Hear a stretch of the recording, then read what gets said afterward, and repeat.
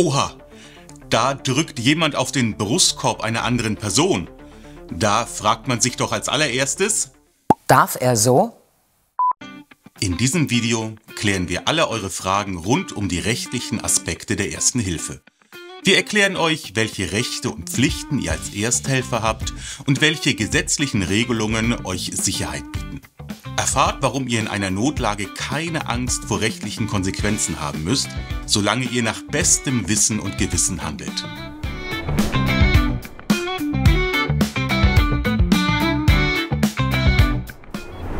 Viele zögern vor Beginn der Ersten Hilfe vielleicht, weil sie unsicher sind, welche rechtlichen Konsequenzen das haben könnte.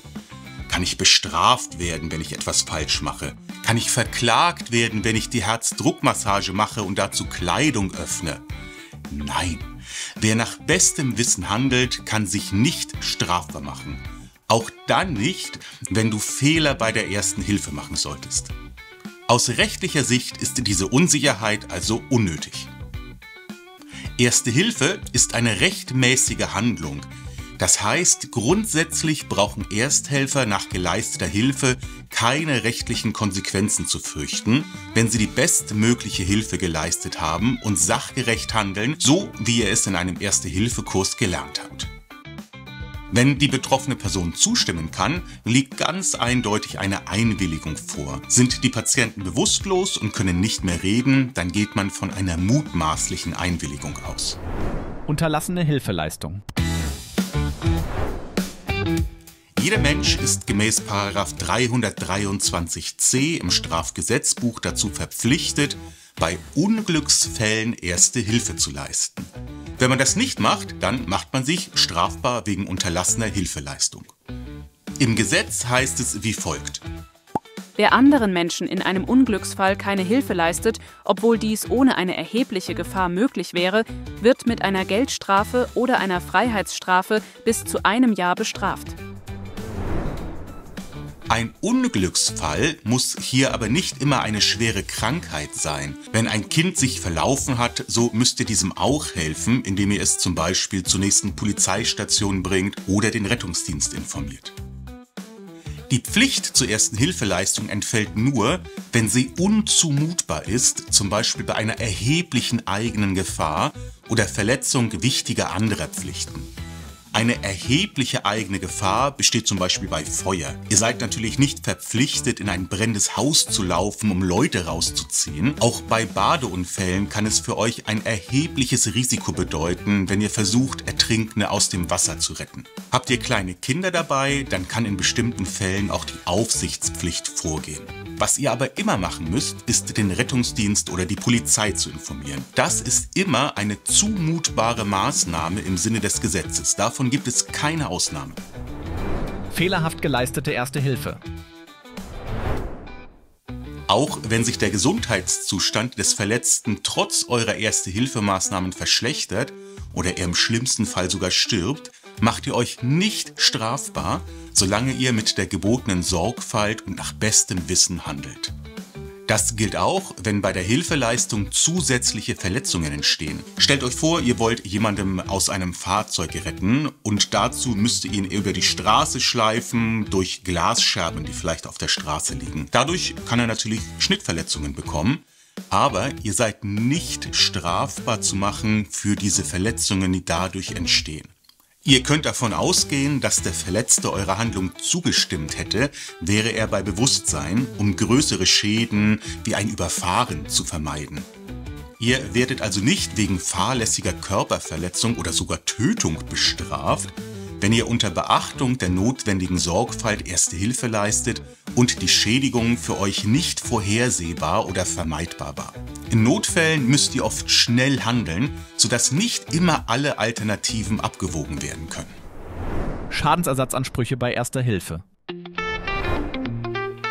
Ersthelfer können grundsätzlich nicht zum Schadenersatz herangezogen werden, es sei denn, sie handeln grob fahrlässig oder vorsätzlich. Grobe Fahrlässigkeit ist wirklich selten und liegt nur dann vor, wenn einfachste Überlegungen oder allgemein einleuchtende Regeln der Ersten Hilfe nicht beachtet wurden.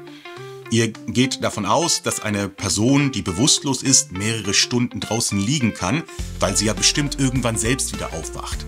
Das wäre grob fahrlässig. Aber auch, wenn ein Ersthelfer es unterlässt, die Unfallstelle auf einer stark befahrenen Straße abzusichern, obwohl Warnmaterialien wie ein Warndreieck zur Verfügung stehen, das kann auch als grob fahrlässig betrachtet werden. Grobe Fahrlässigkeit liegt übrigens auch dann vor, wenn ihr mit stark erhöhter Geschwindigkeit ins Krankenhaus rast, obwohl ihr den Rettungsdienst hättet rufen können und dabei andere Personen erheblich gefährdet. Vorsätzliches Verhalten liegt immer dann vor, wenn bewusst oder gewollt bei einer Hilfeleistung eine Verletzung zugefügt oder ein Schaden verursacht wird oder dies zumindest billigend in Kauf genommen wird. So ein Fall ist wirklich extrem selten und mir persönlich auch nicht bekannt. Grundsätzlich kann die Ersthelferin oder der Ersthelfer weder zum Schadensersatz für beschädigte fremde Sachen, zum Beispiel zerschnittene Kleidung bei verletzten Personen, noch für eine ungewollt zugefügte Körperverletzung, zum Beispiel ein Rippenbruch bei der Herzdruckmassage, herangezogen werden. Das gilt auch dann, wenn die Erste-Hilfe-Maßnahmen erfolglos waren. Ansprüche von Ersthelfern bei Eigenschäden.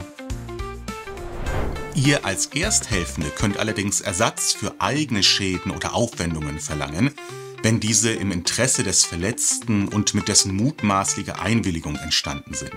Das umfasst sowohl Körperschäden, aber auch Sachbeschädigung, zum Beispiel beschädigte Kleidung.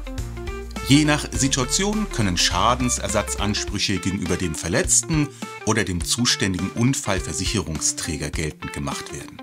Bei Erste-Hilfe-Leistungen im Betrieb oder auf dem Weg zur Arbeit sind Schäden über die gesetzliche Unfallversicherung abgedeckt. Deshalb niemals Personen auf den Gabelzinken anheben. Sachbeschädigung im Rahmen der Ersten Hilfe. In seltenen Fällen müsst ihr im Rahmen der Ersten Hilfe auch Sachbeschädigungen vornehmen. Stellt euch vor, ihr kommt zu einem Unfallort und seht eine verletzte Person in einem Auto, die stark blutet. Die Tür ist verklemmt und lässt sich nicht öffnen. Um an den Verletzten heranzukommen und die Blutung zu stoppen, müsst ihr die Fensterscheibe des Autos einschlagen. In diesem Fall ist die Sachbeschädigung notwendig, um die Gesundheit oder das Leben des Verletzten zu schützen.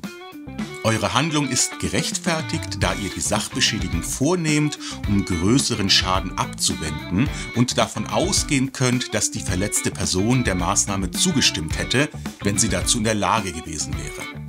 Man spricht in diesem Fall von einem sogenannten rechtfertigenden Notstand. Wer in einer akuten Gefahrensituation eine Handlung vornimmt, um sich selbst oder andere zu schützen, handelt nicht rechtswidrig. Voraussetzung ist, dass das geschützte Interesse deutlich wichtiger ist als der verursachte Schaden. Dies gilt aber nur, wenn die Handlung angemessen ist, um die Gefahr abzuwenden. Ersthelfer, die nach bestem Wissen und Gewissen handeln, brauchen also weder Schadensersatzansprüche noch strafrechtliche Konsequenzen zu fürchten. Selbst bei Fehlern in der Ersten Hilfe bleiben sie straffrei. Ihr müsst euch also keine Sorgen machen, bestraft zu werden, wenn ihr Erste Hilfe leistet. Das ist nicht möglich.